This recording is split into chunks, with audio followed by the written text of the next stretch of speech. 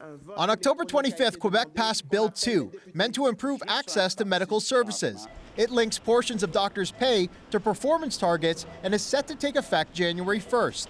Last Friday, we were down to 9 operating rooms closed out of 12 in our 2 main urban hospitals due to lack of nurses. And yet this law too blames the physicians for this and imposes penalties on us for not meeting objectives that we just can't meet. Those penalties could be upwards of $500,000 per day on doctors who challenge the government's policies.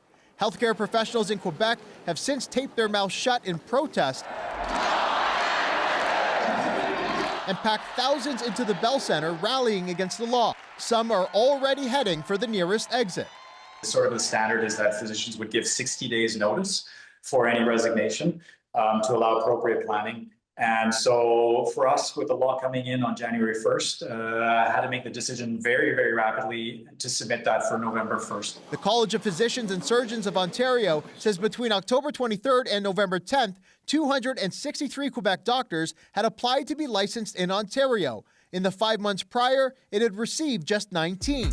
Ever since I left the city. That could be music to Premier Doug Ford's ears, who just 2 weeks ago, knowingly or not, cited a famous Drake line. Call 1-800-DOUG-FORD, all the docs, and come by, call me on my cell phone, it's on the internet. Ontario faces its own healthcare system challenges, with millions of residents without a family doctor, the administrative burden on family physicians, and reported burnout from healthcare professionals has some fleeing the private sector. And at least your government, for the moment, is not calling doctors parasites, is not calling them greedy, and is not saying that they're lazy and don't want to work.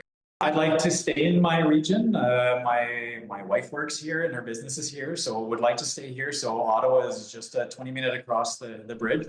Of the Quebec practitioners that want to work in Ontario, more than half are family doctors, while the remaining are specialists. So far, only 35 have been approved. While it might seem like a win for Ontario given the need for physicians, our goal is never to be benefiting from another province. Our goal is for each province to feel, all the physicians there to feel that they can be part of the process to make the healthcare system better.